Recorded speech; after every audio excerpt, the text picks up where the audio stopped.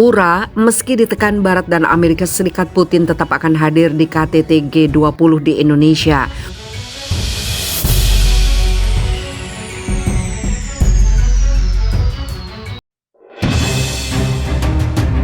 Hurra!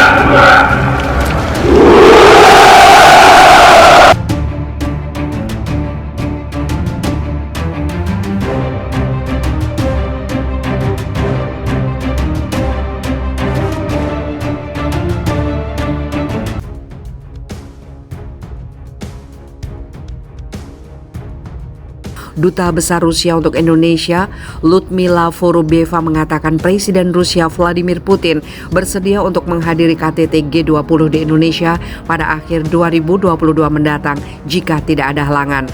Pernyataan Vorobyeva disampaikan di tengah ancaman Amerika Serikat dan Barat. Mereka tengah mempertimbangkan mengeluarkan Rusia dari kelompok 20 negara perekonomian terbesar di dunia. Kemungkinan Putin hadir dalam agenda G20 itu, tapi tergantung pada banyak hal, ungkap Vorobyeva dalam pers briefing yang diselenggarakan langsung di kediamannya pada hari Rabu 23 Maret. Vorobyeva menambahkan Rusia bersedia untuk turut berpartisipasi pada acara G20 karena agenda tersebut bukan untuk membahas krisis yang terjadi antara Rusia dengan Ukraina, namun secara khusus untuk membahas permasalahan ekonomi skala global. Sebenarnya forum ini bertujuan untuk memperbaiki keadaan ekonomi dan memecahkan masalah-masalah ekonomi, kata Vorobyeva. Duta Besar Rusia yang telah bertugas di Indonesia sejak tahun 2018 itu juga mengatakan pengecualian Rusia untuk hadir dalam forum G20 justru hanya akan membuat negara forum mengalami kesulitan untuk menyelesaikan permasalahan ekonomi global. Tanpa Rusia akan sulit untuk melakukan recovery bersama, pulih lebih kuat, tegas Vorobyeva. Vorobyeva juga berharap agar pemerintah Indonesia tidak menyerah pada tekanan yang datang jika Rusia turut berpartisipasi dalam forum tersebut.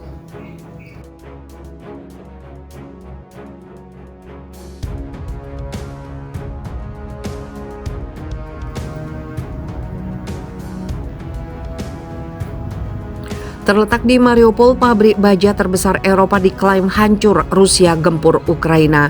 Ledakan terjadi di pabrik besi dan baja di Mariupol, Ukraina. Pabrik yang disebut sebagai satu antara pabrik besi dan baja terbesar Eropa itu diklaim hancur. Ledakan disebabkan oleh serangan militer Rusia. Demikian dikatakan oleh parlemen Ukraina seperti dikutip dari BBC.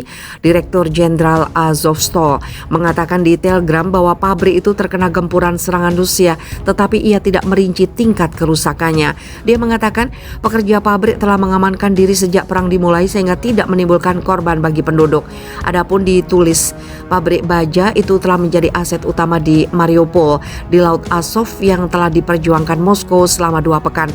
Ini adalah kota kecil tetapi strategis bagi Rusia sehingga dapat menjadi akses penghubung darat antara wilayah timur Donetsk dan Luhansk yang dikendalikan oleh separatis didukung Rusia. Kemudian Crimea, semenanjung Rusia yang diserbu dan dianeksasi pada tahun 2014. Rudal Rusia hantam markas pasukan rahasia Ukraina.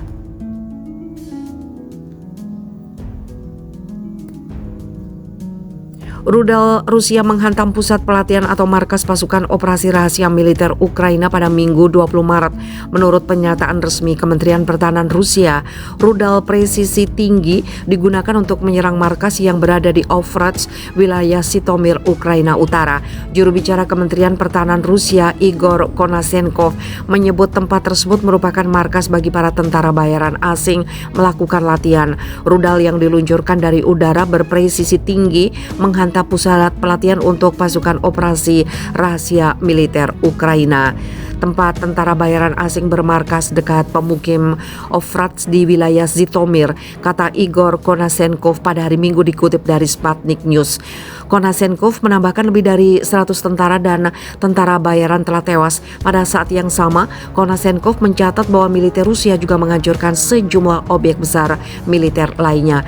Lokakarya di pabrik perbaikan Nizhny yang digunakan untuk perbaikan kendaraan lapis baja Ukraina yang rusak dalam operasi tempur dihancurkan dihancurkan dengan rudal jelajah kaliber berbasis laut yang diluncurkan dari perairan Laut Hitam.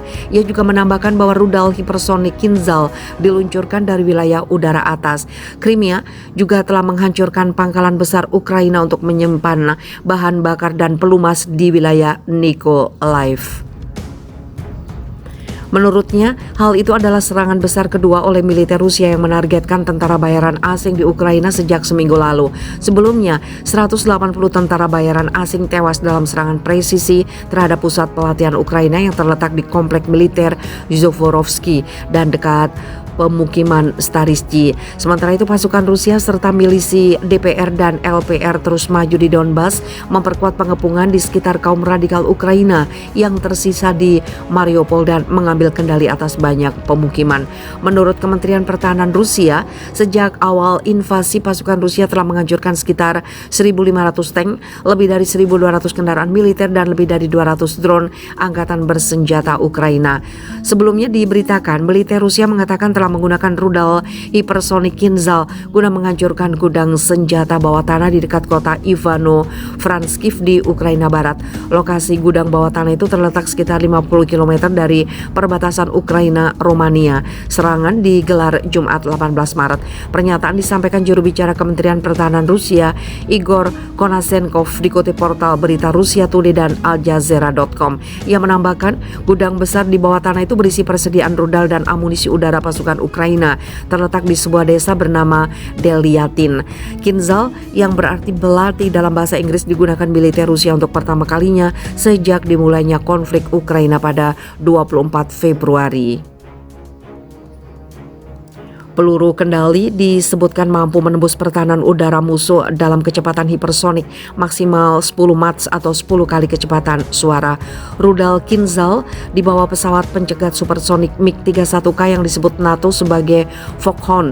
Kinzhal melengkapi kekuatan rudal hipersonik Rusia lain yaitu Avangat dan Zircon. Avangat berbentuk glider yang dipasang pada ICBM berbasis silo, sementara rudal Zircon dikembangkan untuk angkatan laut Rusia.